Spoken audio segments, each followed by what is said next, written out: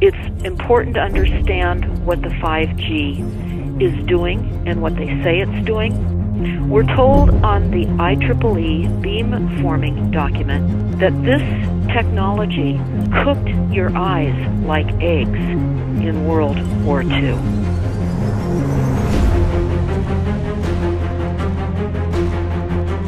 And you all need to understand these are military weapons. These are assault frequencies.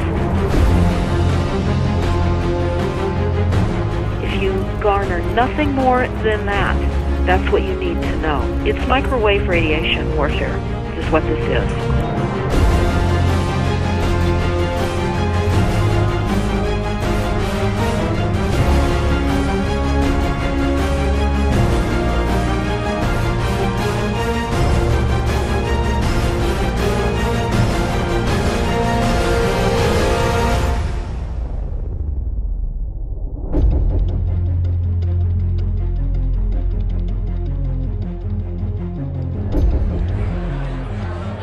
Ladies and gentlemen, please join me in welcoming to the National Press Club Federal Communications Commission Chairman Tom Wheeler.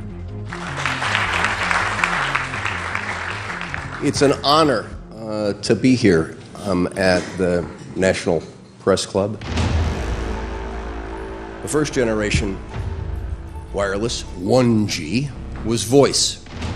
The second generation, 2G, allowed both talk and text. Third generation, 3G, the internet, in a limited way. And today's technology, 4G, completed that digital migration.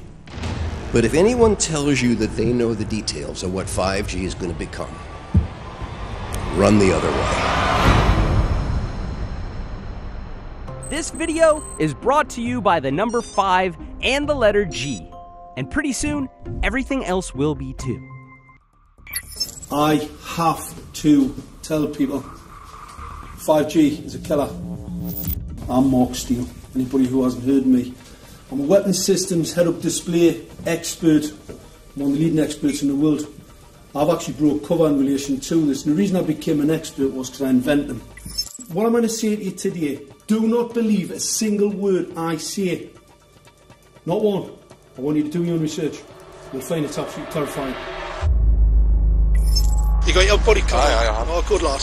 Right, because I can talk to that. This 5G rollout is a weapon system. I've got a letter in with central government because I know about weapon systems more than anything other.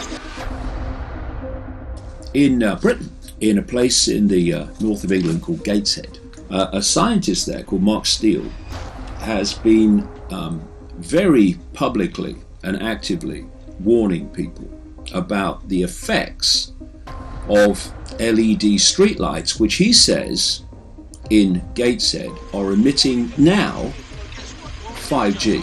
Right, what's the crack? Hey, lads. I'm just having a word with these Gateshead council workers about replacing these transmitters on these lights that are causing harm and assaulting the community.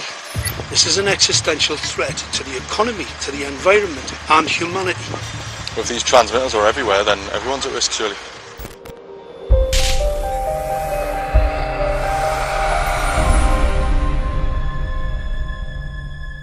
There's a lot of confusion about what 5G is. The G stands for generation. So you started off with the first transmitter system. Back in the 1980s. In the 80s, yeah. So you had 1G, then you had 2G. And as the generations moved on, you started to see more complex signal systems, cleverer pieces of antenna designs, etc., etc. So the whole thing became more data, quicker downloads, etc., etc. However, 5G is something completely different.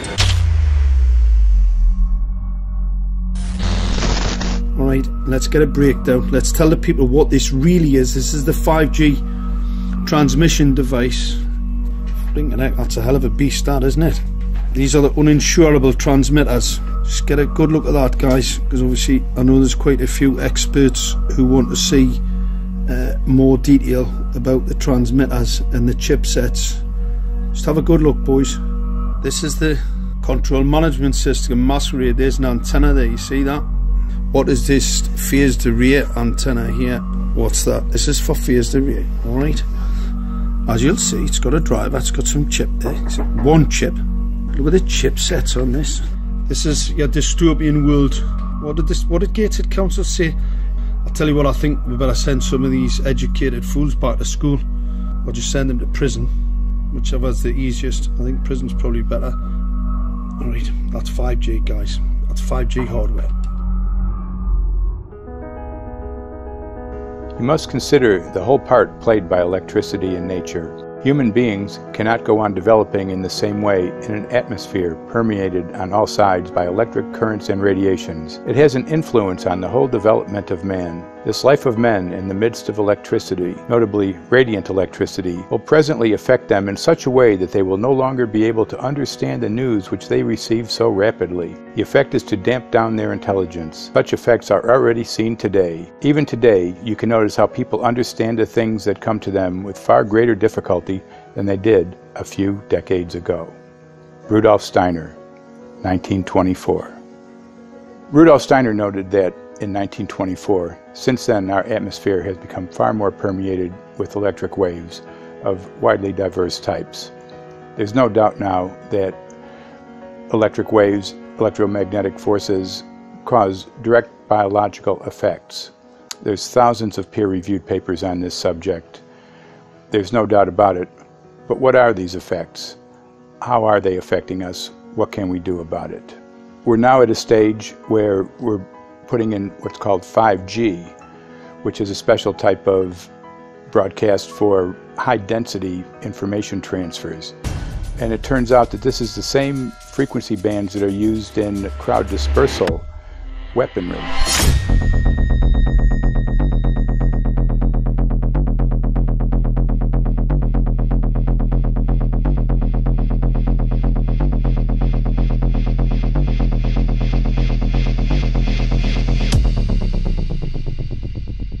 .5G, first and foremost, is densification. So it's significantly more transmitters in close proximity to a human, and it is also a sophisticated, illegal, unlawful transmitter.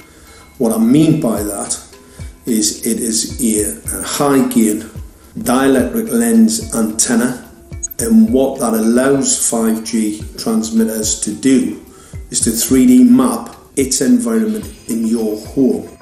The 868 megahertz frequency is specific for battlefield interrogation systems, so sub-gigahertz. It allows the signal to travel through concrete brickwork with ease, and it can actually data gather. It is a target acquiring system.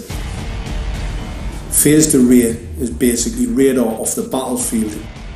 It is extremely good at identifying targets and being able to lock onto targets. And not only that, it can specifically target you as an individual. So any judge sitting on an interesting case, let's say, any lawyer, any barrister, anybody doing any work that is potentially controversial, your life could be at threat. So the antenna design that you currently have on top of these LED streetlights, masquerading as a control management system, it basically battlefield interrogation equipment. The first phased array unit was actually called Mammoth, used by the Germans during the Second World War to identify Allied aircraft. Obviously things have moved on significantly since then.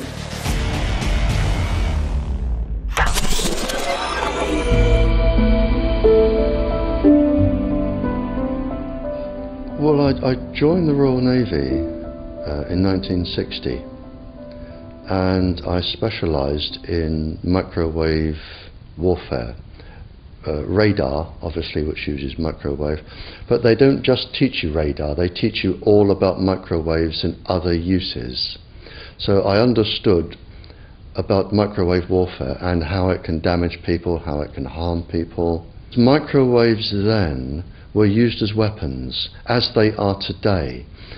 It is a perfect stealth weapon, and when governments don't like a group of people, For instance, the ladies who protest at Greenham Common in England about the American missile base they camped, they were microwaved. We microwaved Catholics in Northern Ireland to make them sick. It goes on all over the world, and it's a weapon that you don't know you're being targeted, because the dose is very, very low, which is actually more dangerous than a high dose. It's very, very low, and it may take a year or two, but you can cause neurological damage and cancers with low-level microwaves, and you can make all your opponents sick. It's a perfect weapon for a government. Our impulses are being redirected. We are living in an artificially induced state of consciousness that resembles sleep. Their intention to rule rests with the annihilation of consciousness. We have been lulled into a trance. They have made us indifferent to ourselves, to others. We are focused only on our own gain. Please understand, they are safe as long as they are not discovered. Keep us asleep, keep us selfish, keep us sedated. Almost immediately, I had neighbours knocking on the door, talking about children bleeding from the nose. I had images posted on Facebook. And one neighbour in particular came to my door and mentioned the fact that since the LED street lighting had been installed, she was bleeding from the nose every single night. I thought it was unbelievable. However, I spoke to another neighbour who lived not far from the first lady who mentioned this, and she also confirmed that since the LED street lighting had been installed, she also had started to develop nosebleeds and had never had nosebleeds before in her life. That then put me on a journey to investigate. I measured microwave radiation levels from the transmitters on top of the LED streetlights.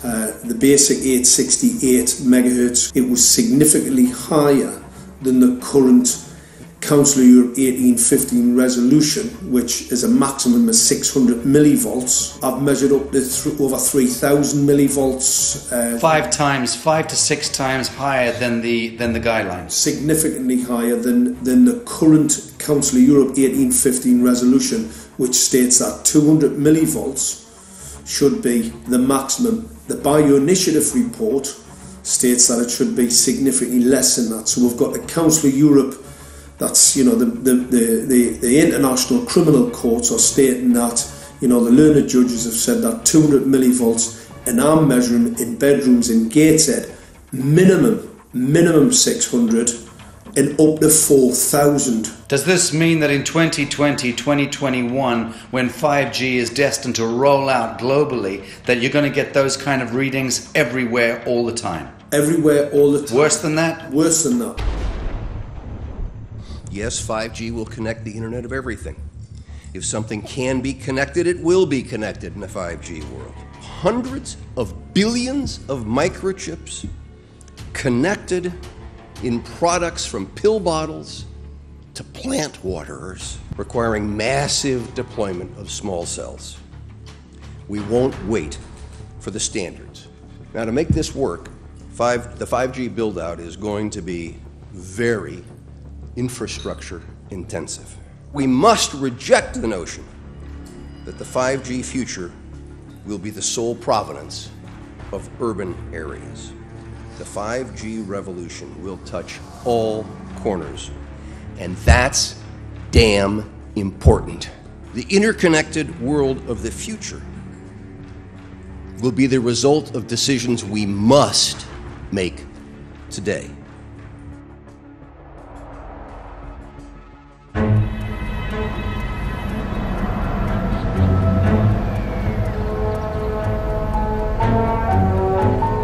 The main issue before us today is Senate Bill 637 and Senate Bill 894, the former by Senator Hune, the latter by Senator Knopf. We're going to invite the first 4 witnesses in support of the legislation, and that would be John Jones with Sprint, David Lewis and Andy Emerson with AT&T, Neil Krevda with Verizon, and Frank Iacovetti Jr. with T-Mobile. So be straight with me. Is it true? It could be. No, well, very few cases. There was an unfortunate really incident out in Iowa. Look, gentlemen, practice these words in front of the mirror. Although we are constantly exploring the subject, currently, there is no direct evidence that links cell phone usage to brain cancer.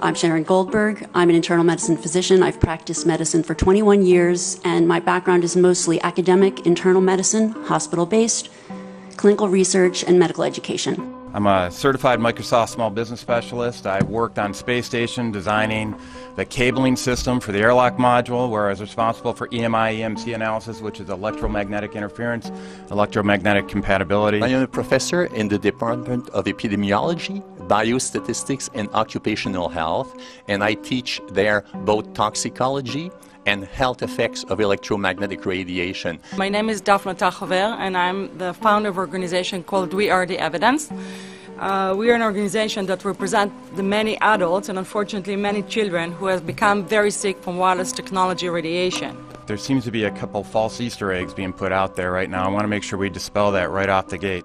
The effects of wireless on health scientifically are very, very clear. So it's always pushed back to the definition of an acceptable level of radiation. And that's what this is, by the way. This is about radiation. Wireless radiation has biological effects, period. My name is Dr. Angie Kolbeck. I've been reviewing the studies showing the impacts of wireless radiation on our health, and there are now thousands of studies showing the following adverse health impacts to wireless radiation: cancer, oxidative damage, DNA damage, DNA failure. Things like memory, dizziness, anxiety, brain fog. Headaches, nosebleeds, cognitive problem, exhaustion. We have evidence of DNA damage, cardiomyopathy, which is the precursor of congestive heart failure. Short and long-term memory loss, decreased attention spans, lower reaction times, even involuntary contractions of muscles causing misalignments of spines and jaws. Breast cancer. We suddenly have breast cancer in women who have no DNA predisposition. Disrupted immune function and change in stress proteins, reproductive and fertility effects. There are dozens and dozens of studies that show beyond any doubt what this radiation is doing to our sperm. Now, if you take the cell phone out of your pocket, the sperm will recuperate within 3 to 4 months. What would not recuperate would be the damage to the DNA of the sperm. That is irreparable. The wife of the ex-governor of Indiana was diagnosed with glioblastoma. Same brain tumor Ted Kennedy had and John McCain had. Did you look at John McCain's scar? This is a cell phone brain tumor. LeBron James, one of our sports people, had a salivary gland tumor. That is another cell phone tumor. You didn't hear about it because immediately after that was discovered, he was paid by Samsung to become their spokesperson. We are seeing increases in brain tumors. We're seeing increases in Alzheimer's. We're seeing increases in all of the neurotransmitter diseases, ALS, Lou Gehrig's disease, Parkinson's. These are all disease systems that are known to be associated with low-level energy exposures. We talk about 24/7, around-the-clock exposure, wherever you are and your whole body. You never get away from it. And it seems from our studies that maybe your immune system can cope with for a time, but it will deteriorate. Then the irradiation will definitely damage cells at a deeper level, and the question is what will then happen? These are out of peer-reviewed papers, so these are not just hypochondriacs thinking that they're doing it. We're having real problems with this. This is no longer a subject for debate when you look at PubMed and the peer-reviewed literature. These effects are seen in all life forms: plants, animals, insects, microbes. So 5G is not a conversation about whether or not these biological effects exist. They clearly do. There is scientifically evidence that is so strong that you can be certain that the standards used by the SCC to manage health effects are wrong.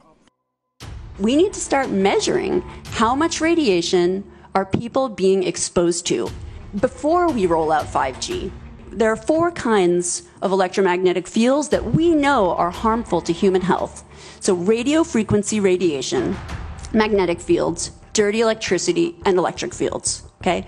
Our exposure, any given person, and all humans are affected by EMFs. What is our exposure in a day? It's not one cell phone. It's cell phones, it's multiple wireless networks, it's smart meters, it's cell towers. It's this sandwich, and it all adds up. The data we're going to look at are all published science, testing results, or public standards. At the bottom end of the radiation scale of what's called power density, or signal strength, is the minimum level at which cell phones will work, which was found to be 0.2 billionths of a microwatt per centimeter squared.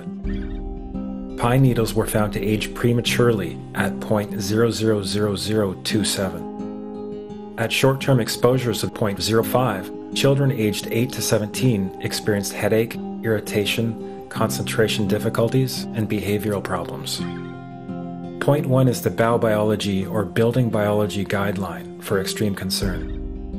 1.0 produced sperm DNA fragmentation and a decrease in sperm viability in vitro.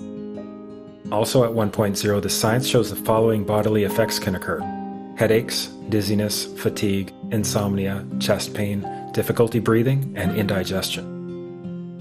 2.5 saw altered calcium metabolism in heart muscle cells. 4.0, changes in the hippocampus affecting brain memory and learning. And at 6.0, DNA damage in cells.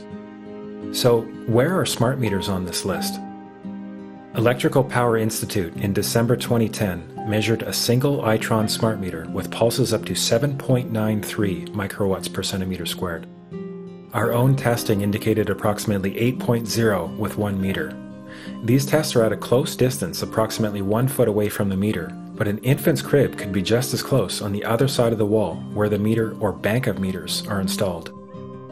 Even though there are all these known health effects at levels far lower, Switzerland, Liechtenstein, and Luxembourg see fit to set the standard at 9.5. And China, Poland, and Russia, 10.0. This is the same level at which behavior has been altered, producing reflexes of avoidance following 30-minute exposures. A room of 12 smart meters, very common and even a conservative number in an apartment building, tested at 19.8 microwatts per centimeter squared. This is hundreds of times higher than levels which clearly indicate harmful effects. So, how can utilities and governments get away with forcing these devices on everyone? This is how. In Canada and the US and several other civilized countries, the safety limit is set at 600 to 1,000 microwatts per centimeter squared. This so-called safety limit is literally tens of thousands of times higher than levels which are known to damage health according to peer-reviewed published science.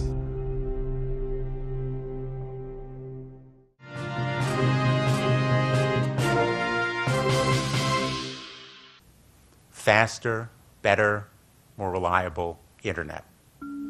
That's the promise of 5G technology, but there is also the peril.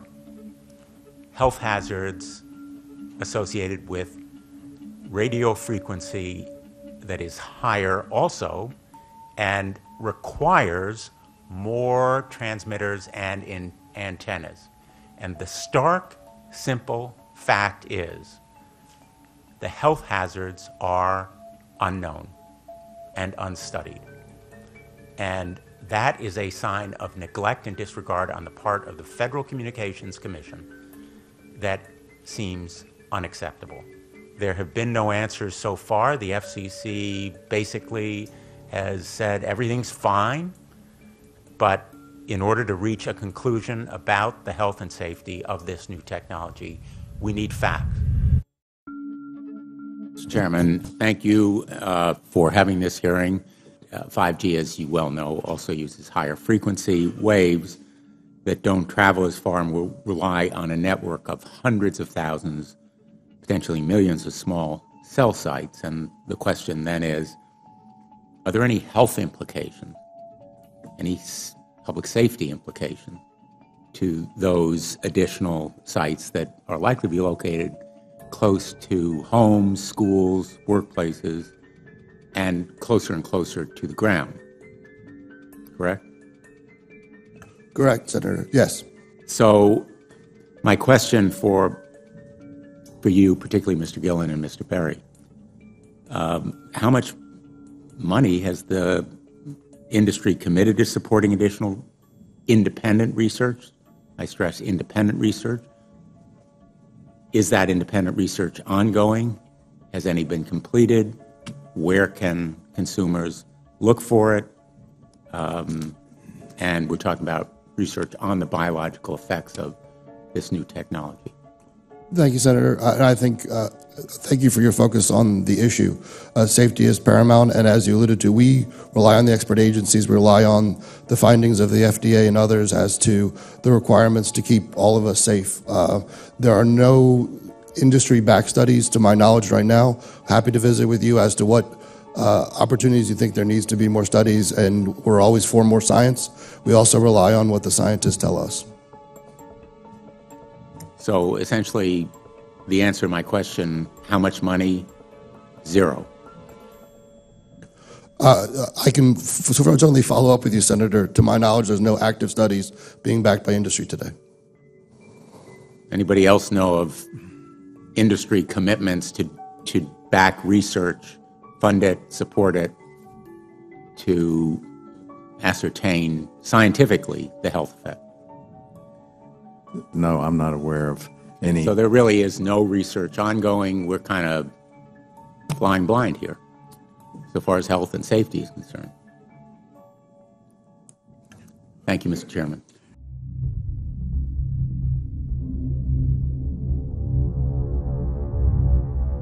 You're a trained medical professional. Yes. We don't have one on the panel. What are we to make with of the American Cancer Society, for example, telling us there's no evidence of harmful product? Many of these organizations have conflicts of interest. Very briefly, if you can, what do you mean by conflict of interest? One of the first things that you teach residents is that you always have to look at the funding. There's a tremendous amount of sponsored research by people who are hired to do studies to find no effect. And that's plagued this field in a number of countries. The radio frequency radiation work that we did was supported by Motorola. The relationship was really very cordial and very stress-free, but only up until we started generating data. These folks were very, very upset and began to talk about how are they going to handle this, what sort of spin can we put on this, what can we expect from this, and from that point on the relationship changed. What we saw was that Motorola began to exert more and more control over the work, telling us what to do, telling us how to write abstracts, what to say in the abstracts, what to say in the papers, how to do the work. No, don't do this. Yes, do it this way. This was unacceptable. I had completed our study of DNA damage, and I submitted the final report to Motorola. They simply weren't willing to accept my interpretation of my study, my evaluation of my study, my knowledge of science at that point, and tried to urge me not to publish the study. Did you hear about people coming to you as far as having complaints about illness? We were made aware of health complaints following installation of smart meters, and we wanted to verify this using our field work. So I measured the field of about 30 different people while they stood 1 foot in front of the smart meter, and in every single case, the human energy field was obliterated as they stood in front of the smart meter. So in our first slides, what we see is normal cells, and the structure of the cells is intact and sound. This is what we would expect from a normal sample.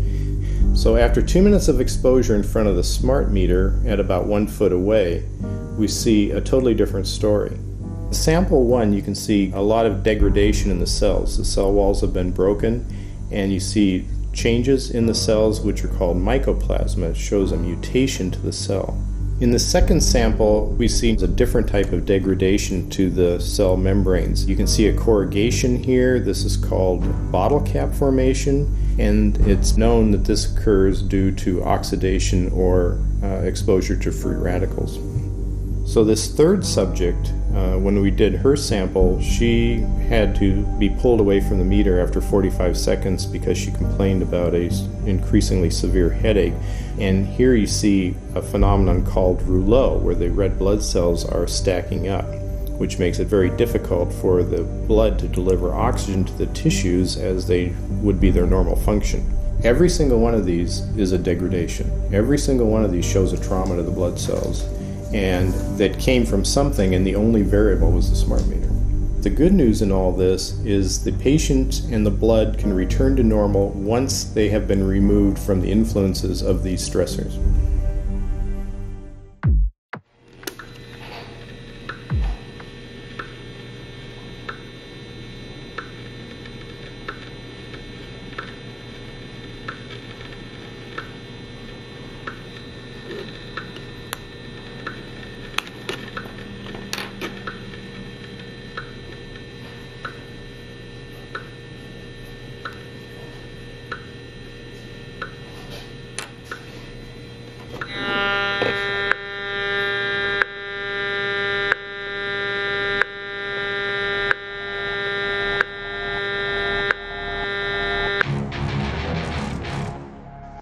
Some of the effects that we can look at, well, one thing is just our regular Wi-Fi, 2.4 gigahertz.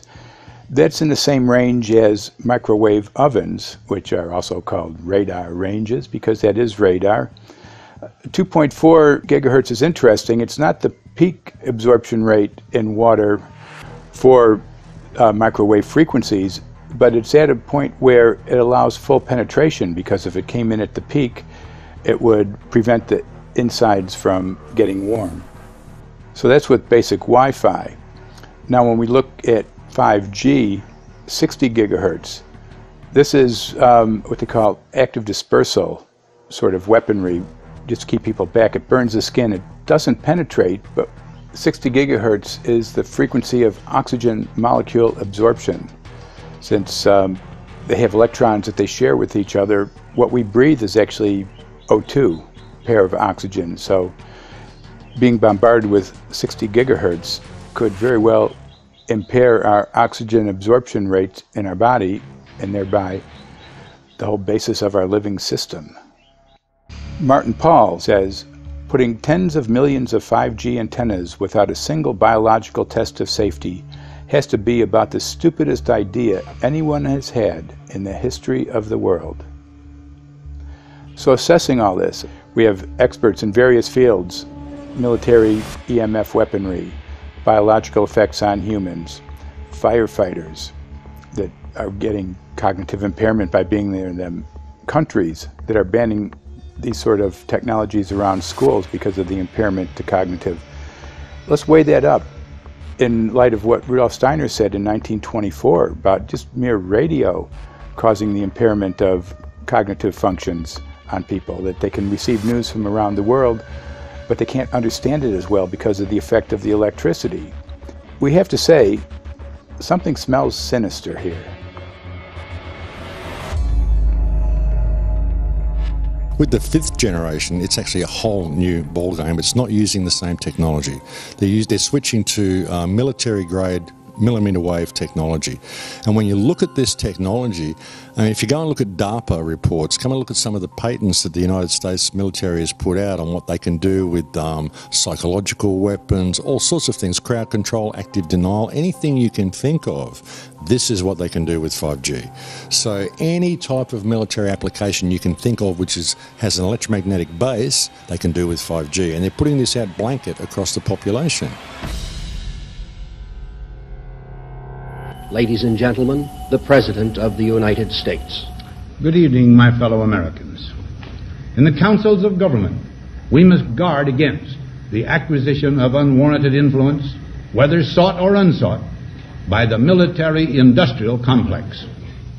The potential for the disastrous rise of misplaced power exists and will persist. We must never let the weight of this combination endanger our liberties or democratic processes.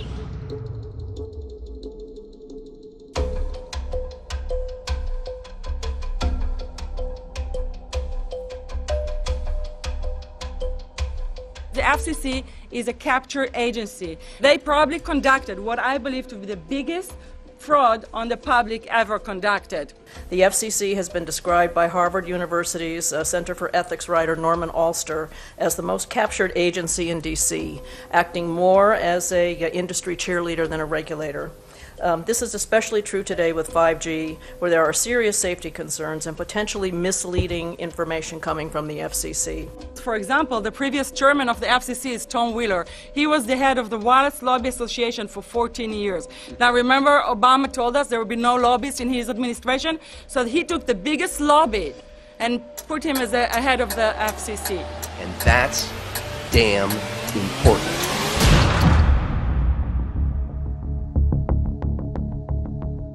In 1993, the FCC started a rulemaking to adopt the IEEE regulations on this issue.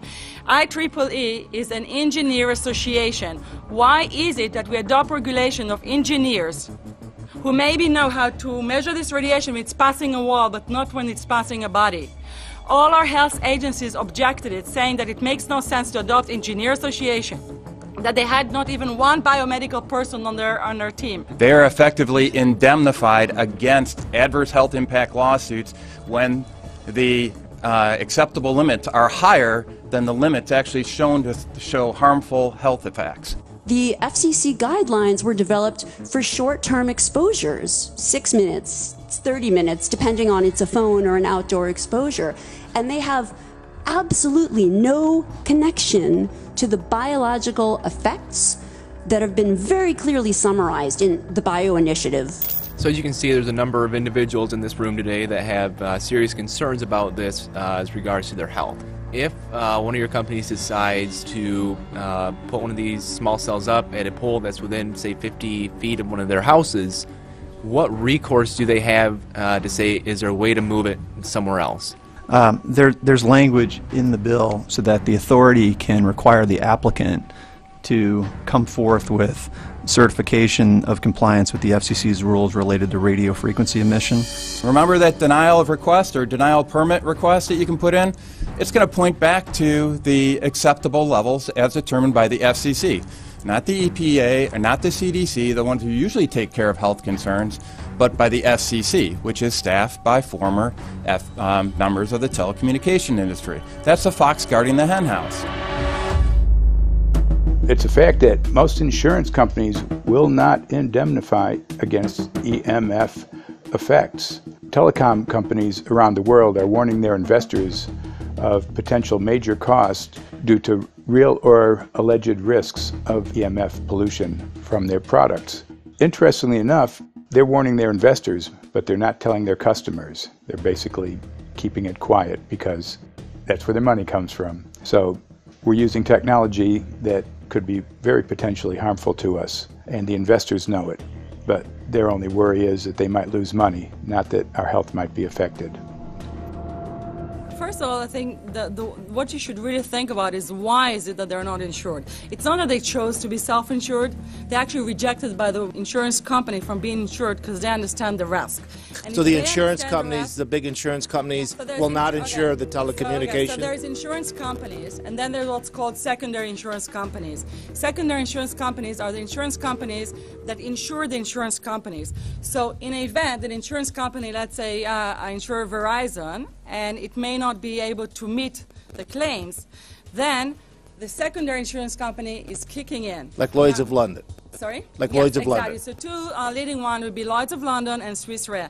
Both told the insurance company not to insure the wireless industry, and this is why they're not insured. And that should give you a hint. Now, this is exactly why they have to prevent a health lawsuit. And how do they prevent lawsuit? That goes back to Section 704.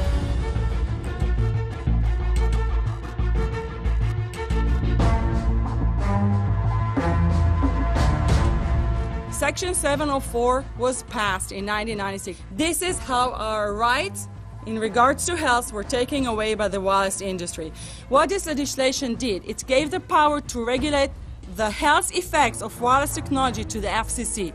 FCC is a spectrum auctioning agency. It's not a health agency. They don't even have one biomedical person on their team. And then the other thing that Section 704 did, It actually took the power from the state to regulate location of cell towers based on health. And what does it mean? It means that if they want to put a cell tower in front of your home, you cannot go to your city council and say, hey, stop, I don't want it. I just heard in a lecture that there are 10,000 studies proving that it's harmful. I don't want it. My child is sick. They will tell you, stop. You're not allowed to mention this in the city council because Section 704 says that if you will, and if the application will be rejected, the city will be sued, can be sued by the wireless industry.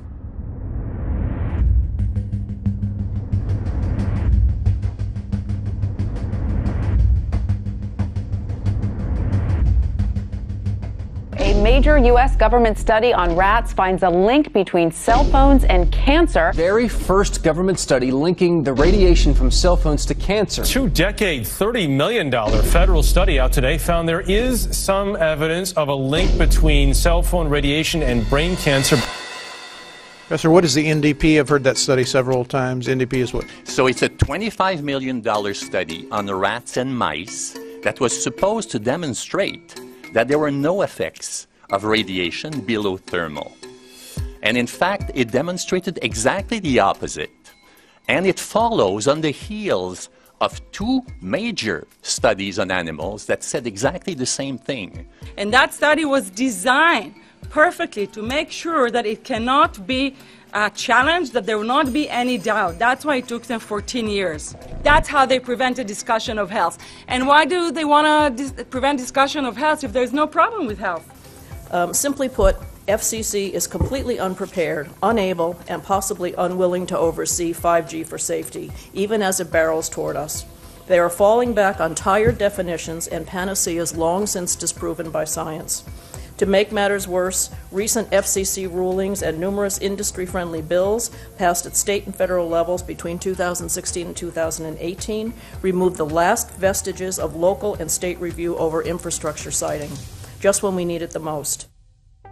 When those first studies were performed years and years ago, nobody knew about the importance of the microbiome, the role of the microbiome and the immune system, and even less the role of the microbiota inside our brains, that is, the microbes that are normally resident inside our brains, whose influence on brain function is nothing but immense. And you may think, well, who cares about the microbes?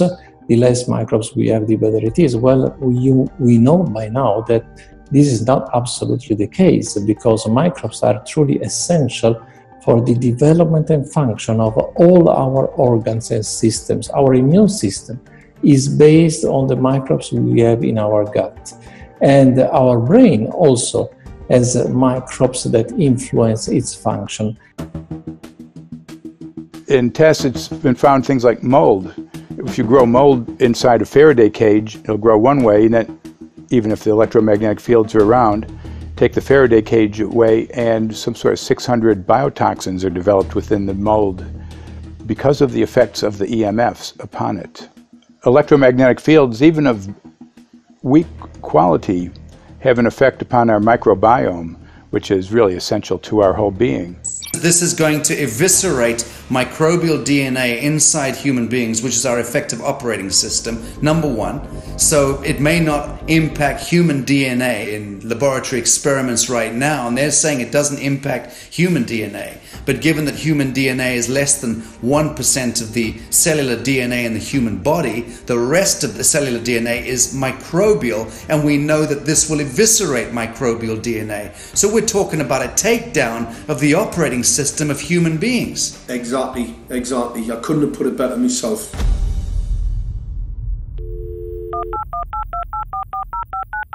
John Brandt. Good morning, Mr. Brandt. Wow, this is Amanda from Virginia. Hi, how are you? Hi, I've been trying to get a hold of you for months now. You guys are covering up chemtrails. No, we are not covering it. We have no reason to cover up chemtrails. Of course, you have every reason to cover it up. Every reason. It's called What losing your reasons job. would that be? Oh, well, you personally, you would lose your job if you were to reveal anything to me, and it's probably unsafe for you to even be speaking about this, considering the types of individuals you work for. It's not unsafe. It is unsafe. There's no problem with us talking on, you're a citizen, you're making a complaint. Oh, Lord, have mercy on myself. It's a complaint in an area that we don't have authority to regulate.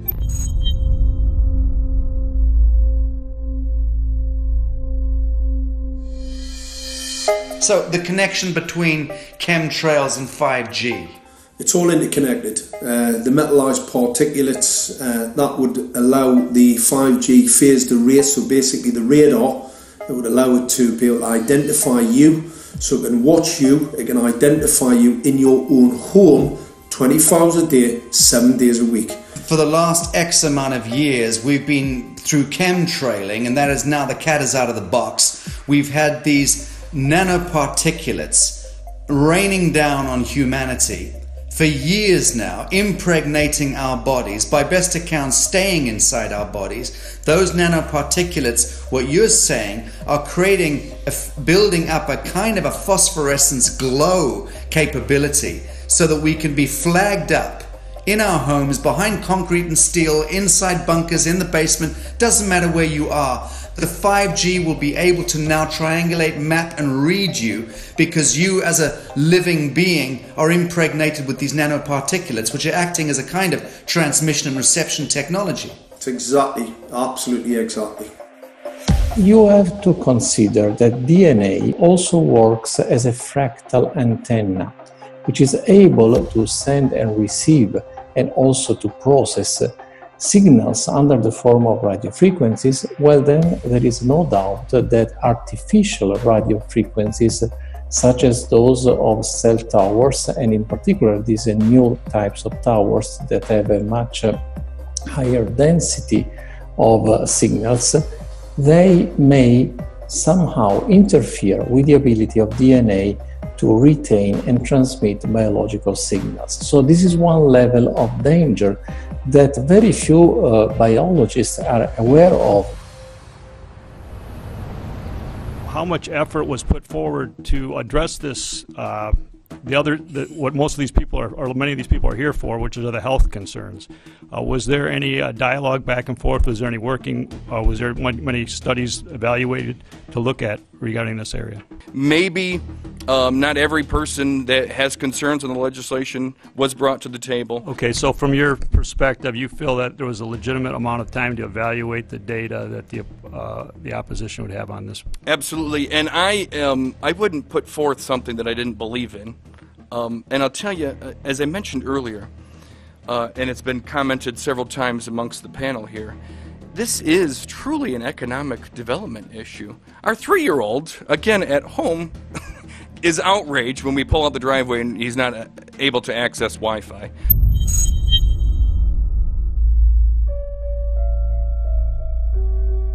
I think anyone who puts Wi-Fi into a school should be locked up for the rest of their life. I really do. I think they're not fit to walk on the surface of this planet because they haven't looked at the research, and whatever incentive they have, it is not worth the genetic problems that parents are going to face with their children when they're born. France has banned Wi-Fi in nursery schools and put warnings out for regular schools because they're finding there's impaired learning capacity in children when they're around Wi-Fi. And they have to put up warning signs where they put Wi-Fi transmitters. When I got sick and I learned that they're putting Wi-Fi in the schools in Israel, I was very sick at the time, but I could not tolerate the thought that children in the schools will become as sick as I have. And after a few months of correspondence, I submitted a Supreme Court case in Israel to ban the use of Wi-Fi in the schools and replace them with wired network. The 4 top diseases that kill our children, our young adults right now, are brain tumors, thyroid cancer, testis cancer, rectal cancer, everywhere we put our cell phones. And a lot of our children are sick and they're being misdiagnosed and mistreated because the wireless industry has put billions and billions of dollars in the past 30 years to mislead the public as to the health effects and keep the public uninformed. We are performing an experiment on children. We are exposing children to microwave radiation for 6 hours during every school day. We have had absolutely no studies looking at the long-term effects of this radiation on young people or even on adults. A considerable amount of research shows that developing brains and bodies of children are much more affected than adults. And there are clear indications of a link between increased electromagnetic fields and autism spectrum disorders. We took 10 autistic children and went back to the sleeping location where the mother was when she was pregnant with that child and compared it with the sleeping location of a mother that gave birth to healthy children. We had 10 mothers in that group, 10 mothers in this group, and in the group of the autistic children we found that the measurements that we got for the microwave exposure was elevated compared to the group of children that were normal. The fetus is affected. The exposure to man-made electromagnetic fields has become the first factor that could be isolated ever in autism that could predict autism. The fifth generation of wireless technology, or 5G as it's being rolled out worldwide without safety testing. Let me say that again, without safety testing. And how we've got scientists and doctors and environmental organizers saying, stop this. Because in terms of the effects of wireless radiation, the science is in. Wireless radiation can lead to cancerous heart tumors, brain tumors, DNA damage. Wireless radiation is linked to infertility, to autism, Alzheimer's, and more. And guess what? All the effects that I just listed, those are some of the effects that are known according to the technology that's being seen today. First of all, you have to know that we know that the other EMFs that we're exposed to are already known to be health risks. And basically that 5G, because of the frequency that's going to be used and because of the extraordinarily high pulsation levels that will be used, is a much bigger threat to our health than the things that we already have, which are very substantial threats to our health. We're not just talking about the intensity. We're talking about the frequency and the very high level of pulsations. There's a huge literature which shows that pulsed EMFs, EMFs that pulse up and down very rapidly, are in most cases much more biologically active than our non-pulsed EMFs. Every single wireless communication device communicates via pulsations, but the industry completely ignores this issue. The problem with 5G is that they're planning to put out tens of millions of these antennae all over the place without doing one single biological safety test. Are you implying possibly that we, the consumers, are the guinea pigs since they haven't really done tests to see the effects in a smaller setting? I mean, that's not an implication, it's a statement. We are, yes. Cancer is not the main concern that I have. I'm really concerned about sperm count and about effects on pregnancy. How many of you know that 1 in 6 American couples is unable to have a child when they want to? How many of you know that last year the birth rate in this country dropped the most that it ever has in recent history, 3% in a single year? People look at the sperm, and people use cell phones, and the sperm, usually sperm swim, and they swim straight. But if you expose them to radio frequency, mobile phone waves, they swim in a circle. Studies have been done here in Australia, taking sperm from healthy men. And one test tube gets exposed to cell phone radiation, and one test tube is not exposed to mobile phone radiation. And then the results are evaluated. And this is a measure of vitality. We measure how well the sperm swim. This is a measure of motility. This is a measure of mitochondrial DNA damage. They have 3 times as much damage on their DNA if they have been exposed to mobile phone radiation. The data on that are rock solid. Cell phones can damage sperm quantity and quality. Your embryo, your uterus in the fetus, where your child is developing for the first 100 days, in the ovaries, the eggs do not have that protection. So they are at maximum risk from radiation. And for the first month or so, you wouldn't even know you were pregnant. You wouldn't even be taking precautions. That is the main danger area. So you give birth to a daughter, but her ovaries are now contaminated. She may be normal, she may be genetically damaged, but her ovaries are at the most risk. So when your daughter grows up and she becomes pregnant and has a baby, this is where one of these eggs will be fertilized and come out. So the real damage here is your grandchildren. That is where it is going to show most. Do you think that there is a chance that within the third generation of females, they may be irreversibly sterile? Not in the third generation, but in the fifth generation, and that would for humans be something in the order of 150 years ahead of us. And of course, then it's too late to say that you are sorry, and it's very too late to say stop. There is a wealth of papers. I mean, we're talking about thousands of published papers in the scientific literature, few of which, or sometimes none of which, have entered the official documentations from authorities and likewise. So I think it's really time to have an independent compilation of data. Such was done at August 31st, 2007 in the form of the Bioinitiative report, of which I was one of the authors. And then we put together approximately 2,000 scientific references on a little bit more than 600 pages, clearly saying that if you, for instance, if you are a rat or a mouse or a cell or a molecule, you should definitely not allow yourself to be exposed to this. And in the meantime, we have this full-scale experiment using our own kids.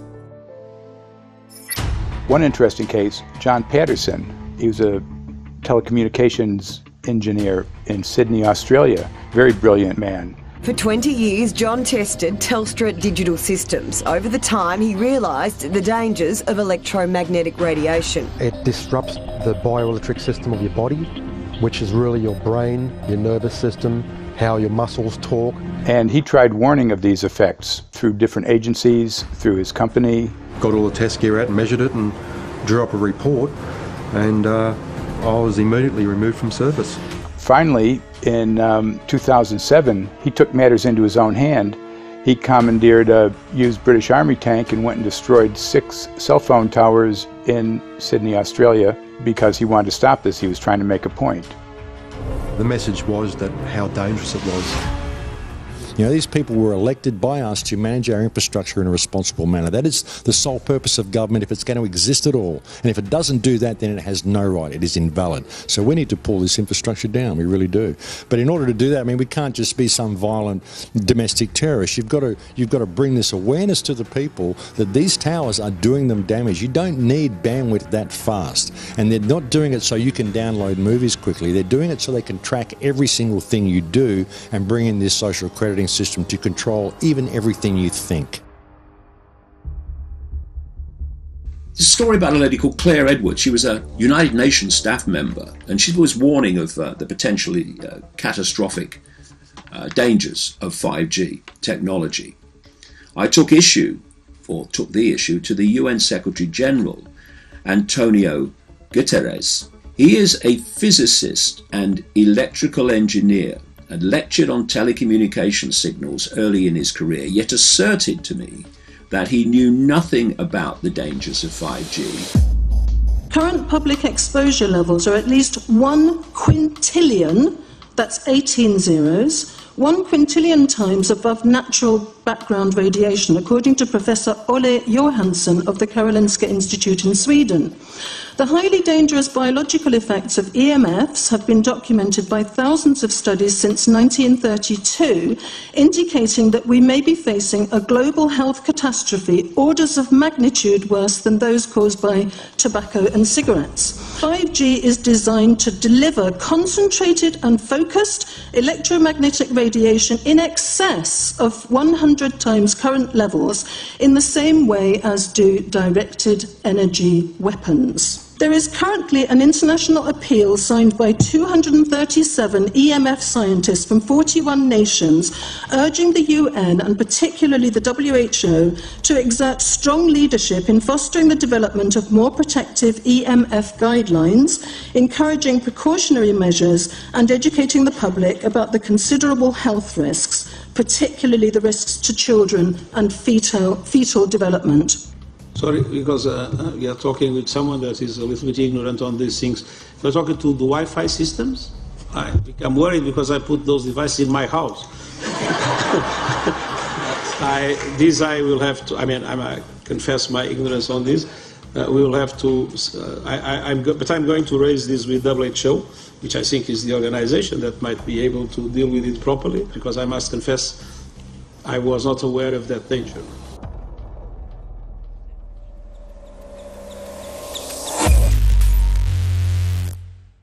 In 1996, when the Telecommunications Act was passed, in it was a provision essentially that kept local officials from addressing health issue concerns when approving or not approving a cell tower. So that's correct. But then something new is happening. We've talked a lot about it on the Solari report, thanks to Jason Bowden-Smith and his website EMF Warriors. But this is new. This is very, very new. So you're basically, sending out an appeal on something that in one sense hasn't happened yet. This is not just an incremental change. This is a big step up.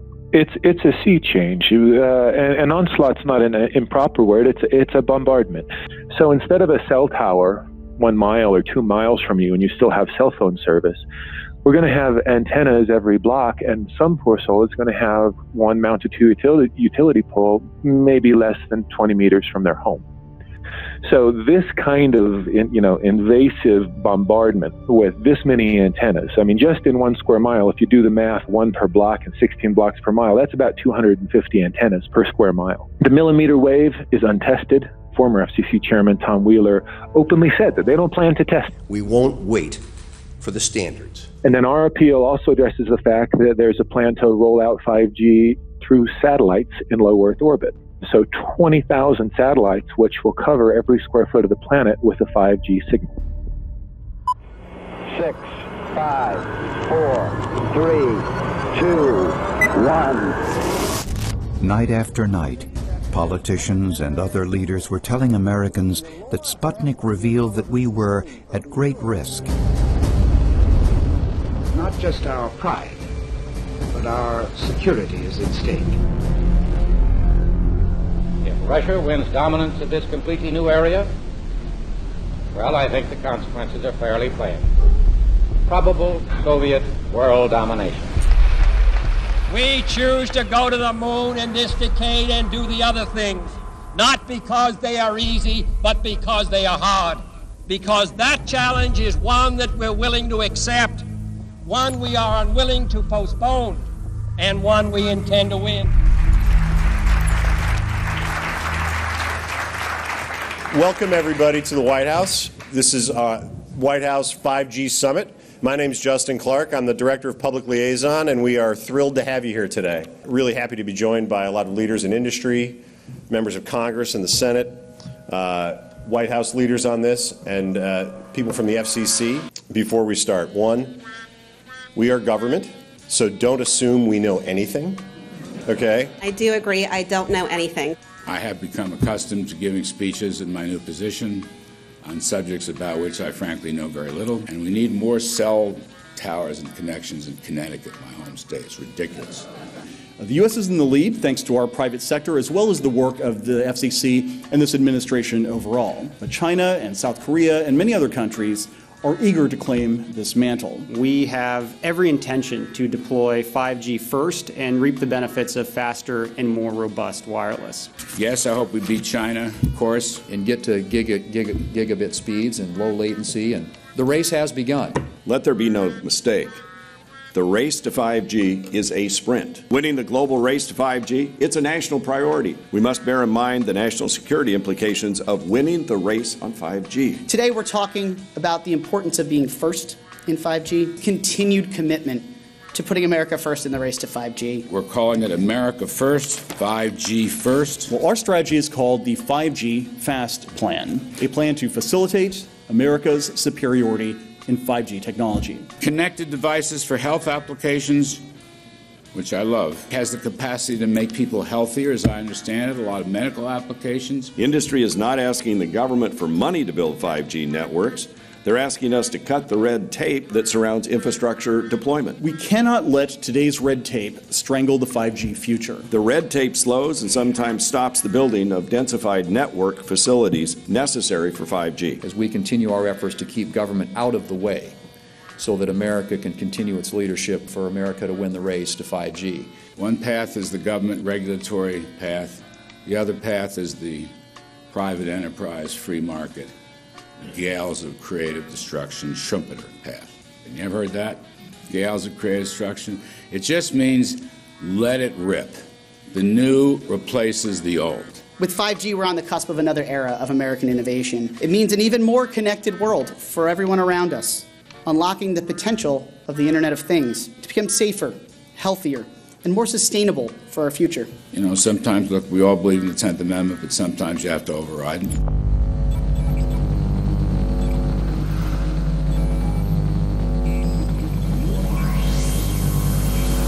By the way, the 1996 bill permits that kind of override. We're not here to be completely heavy-handed, but sometimes you got to do what you got to do. And some of these states or cities that don't want to cooperate want to shake us down. We can't allow obstacles and barriers to stop this movement. That's all.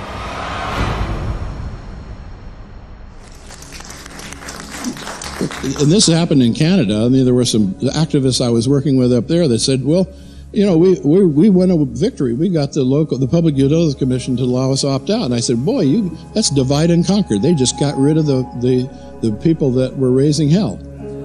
So, you know, that's not the answer. We need to opt out everybody.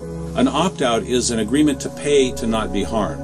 An opt-out is volunteering into extortion. An opt-out says that if I don't pay you, you have the right to harm me. So that doesn't work. This is a mandate. This is being pushed down your throat by a company that is not responsive, by a government that is not responsible, and it's being done in a collusion that's designed to undermine the individual rights of individual people in communities across the country and around the world. The Minister for the Environment has a duty. His duty is primarily to ensure that there is cleaner, better, healthier environment for people in this country. It's a simple duty. He also has a responsibility in regard to science and innovation to make sure that that happens. What seems to be happening here, in fact one could say undoubtedly happening here, is he's using science and innovation to ensure that our right to life is threatened. There have been no public debates. There is no public discourse. There are no public disclosures as to why, when, how, what is going on in regard to 5G.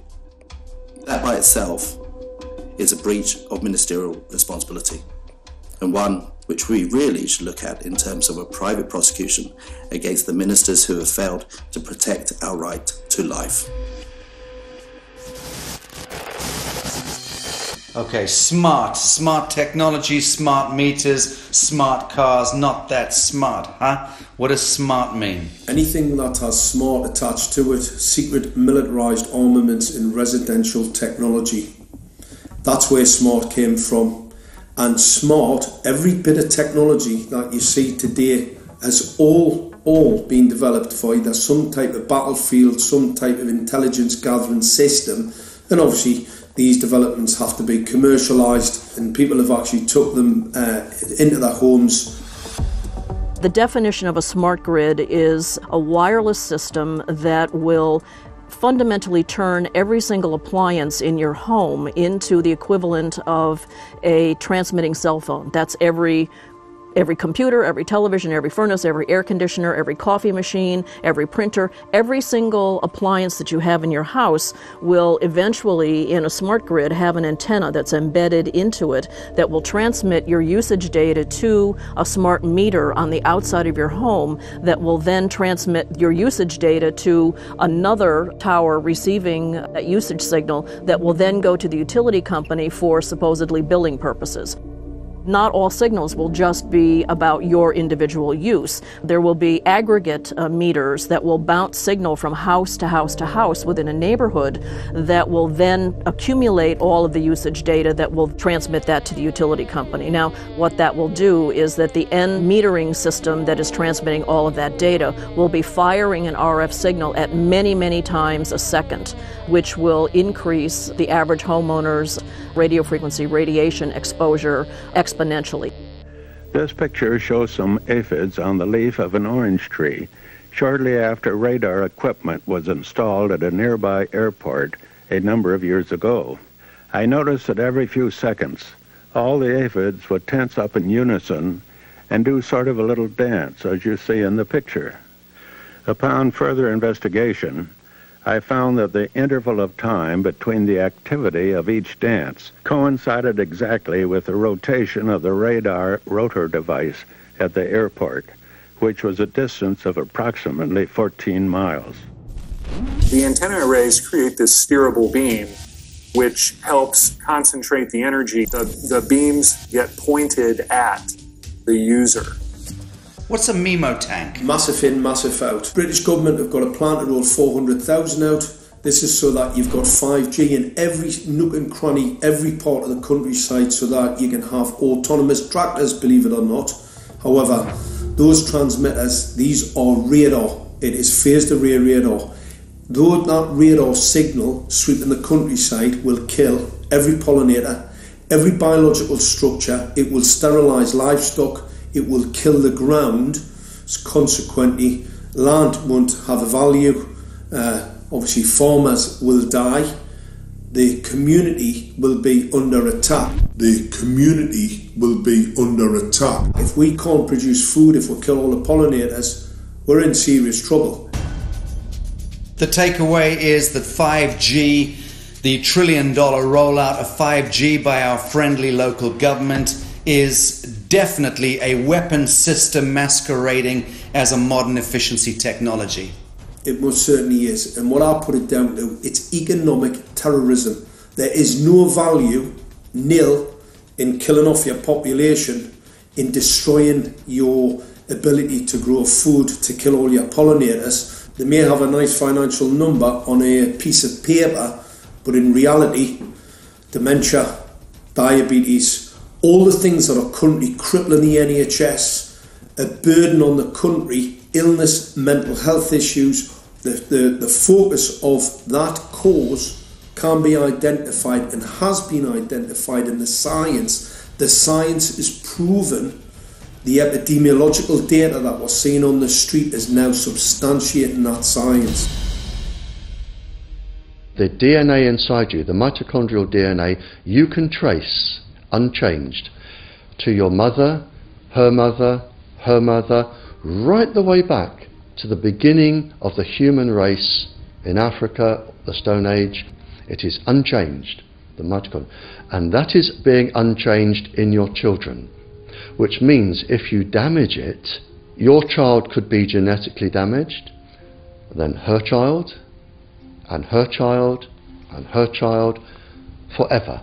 You are condemning the future generations of every single child. There is, however, a light at the end of the tunnel, or there is some ray of hope. Thanks to the principles of biological quantum entanglement that we have learned how to exploit in the field of biology and medicine, now we can transfer the information from the microbial DNA to the human DNA.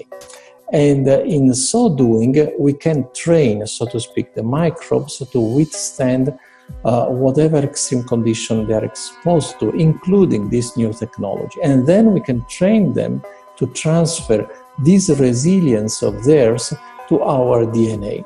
So let's say that there are good reasons to be worried about the introduction of these new technologies, but fortunately, since the knowledge in the field of quantum biology, in the field of microbiome medicine is advancing as fast as potentially harmful technology, then we can exploit this knowledge to protect ourselves from any real potential or perceived danger from these new technologies.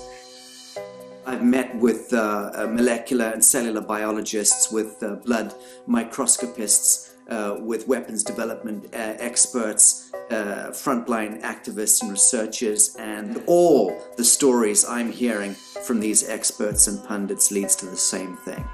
5G is almost certainly the end game. It is an extinction event brought into our homes, into our classrooms, onto the high street, into the very cells and DNA in our human bodies.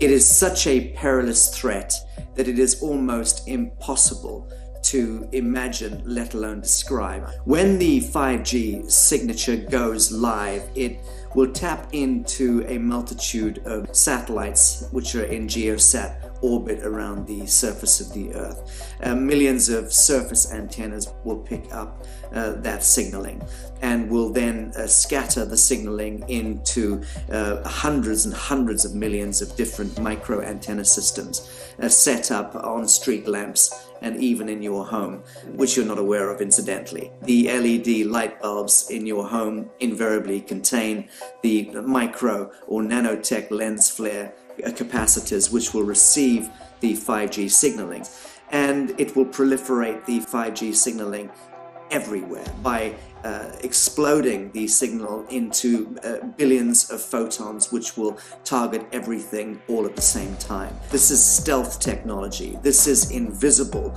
science. But what it means in simple terms is that you will be flagged up, visible, trackable inside your own home. Anywhere you move on the surface of the Earth, they will have a lock and load tracking capability over you. You will be visible to invisible masters, each one of us, all the time.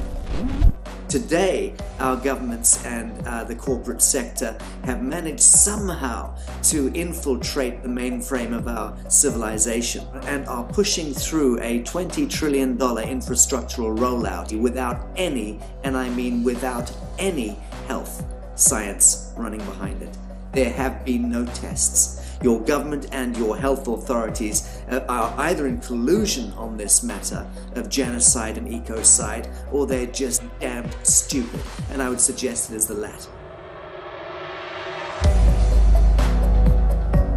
Shame on the technologists and the electricians who are furthering this technology in our homes, in our offices, in our streets. Shame on the legislators and the parliamentarians and the troglodytes and bureaucrats that proliferate our society today. Shame on that echelon for putting their signatures to contracts which allow the fast tracking of this technology into our homes and onto our high streets. Shame on the parliamentarians and international leadership whose wet ink signatures and seals of office are sanctioning and permissioning the rollout of something which is arguably the greatest threat to humankind. Shame on each one of us who now fail to get up out of our homes, walk out of our front doors, and challenge every so-called authority who dares to violate our bodies, our homes, and our future generations.